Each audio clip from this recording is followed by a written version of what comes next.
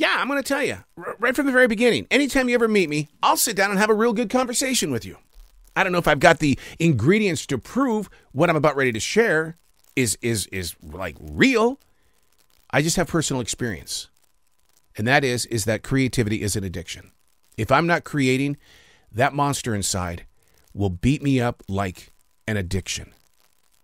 Treat it like it is. Listen to it like it is. Become a friend and or something of leadership value to your creative level and what you should expect and not expect from it, because it wants a lot, even when you're not in the mood for it. Unplugged, because we will always say yes to creativity. Totally Uncut, because we all make mistakes, so turn it into a tool. This is Arroe Unplugged. Oh, I gotta tell you, there is no better feeling than to step inside the studio knowing that you're here. How is that even possible? A lot of people will say to me, you step into a studio alone. You've got your dog with you. Oh, I got my beautiful dog with me. Jazzy May. Oh, my goodness. And she's got a new nickname, my dog does, because she, like most dogs, they go and they kind of trickle a little bit here and they trickle a little bit there. So we call her Tiny Tinkles now. It just makes us laugh. Tiny Tinkles. Let's go for a walk. But to walk in the studio knowing that you're here, oh my God, I just love that feeling. And where are we on the map? Well, where I presently stand on this day, which is December 17th, 2021, we're a week out from Christmas. Very little of my imagination remembers the laying out of this season 52 weeks ago. The pandemic was in total out of control mode. And people truly, they didn't care. And I'm lost by that because I did lose my mother to COVID-19 just a few weeks ago. My brother is still on a breathing machine, and my sister struggles with lasting effects. All three of them were in the hospital at the same time with COVID-19 because they decided they weren't going to be vaccinated. No judgment. You have a choice in life, and that was their choice. So, dear future reader, I love leaving little notes like this to the future reader or the future listener. Dear future reader and listener, our second Christmas with something we don't have under control. The latest variant is Omicron. So much has been written about this, yet the experts really have no freaking clue. I watched the daily COVID numbers. Since Thanksgiving, they're up nationwide. The new normal is the power of choice. To believe in what journalists are printing in their papers and on their websites, or to take a moment of your own life and just trust your gut instinct. Pour it into your soul. My mother is gone forever. My brother believes that he will spend the rest of his life on that breathing machine. I'm the host of a podcast. Being on your side of the page, I don't know what you see and or hear. But here's something positive. Tiger Woods is playing in his very first golf tournament since that near-death car accident. That's my positive today. As I read those numbers of COVID-19 to hear about this new variant and things like that, as we head into Christmas week 2021, my positive today is that Tiger Woods somehow, some way, through the grace of God or just sheer personal input, this weekend is playing in his very first golf tournament. How many people can persevere like that man has? Hey, it's Arroe. This is The Daily Mess, a chronological walk through an everyday world. I am a daily writer. I'm a silent watcher. I watch life. I feel life. I allow the universe to move through me. And somehow, some way, words end up on a page. I really do challenge you and also give you a warm invitation. Just give it a shot. If you're going to do a resolution for 2022, man, just kind of give it to yourself. The gift of putting words on a page. This is The Daily Mess. My mind is trying to decide the layout of this day, which isn't a choice. And the reason why is because Google Calendar has already put into play what is supposed to take place today.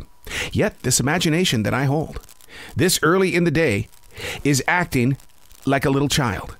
It doesn't want to step into a well-disciplined daily performance. Now, let's be honest with each other. This is where most people would call in sick to work or say, I need a mental rest day. Oh, the glorious mental rest day, which should be taken seriously. Yet, I laugh at myself for even bringing this up. I know who I work for, and those leading would mentally deliver bad energy. I mean, we've grown to think that American businesses are compassionate about mental health.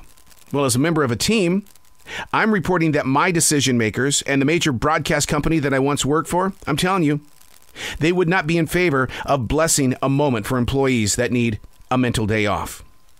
Mental sickness has got to be recognized as being something very, very real. But here's the thing.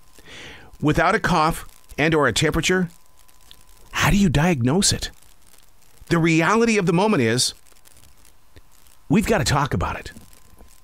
We've got to put it out here in the open. We've got to learn to recognize that mental health is in everybody's lives.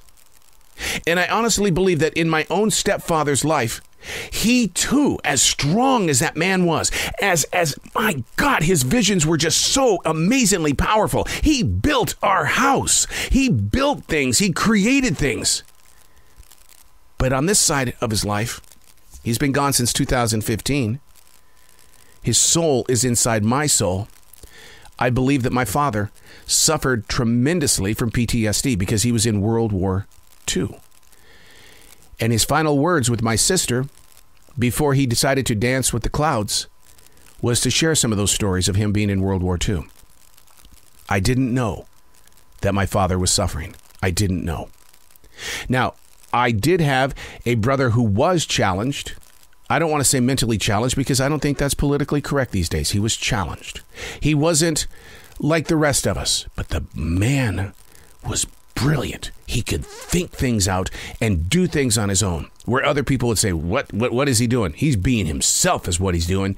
And my God, you could ask him any question about any musician, and he would give you not only their history, but he would play that song for you on his own turntables. I think I got into radio because of him, because he loved music so much.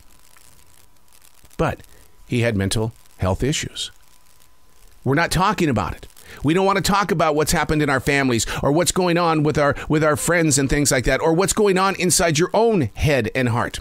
I keep a defrag journal in the afternoon because I've got to break down the day. I've got to know where I am mentally, not because I'm sick, but then again, maybe I am.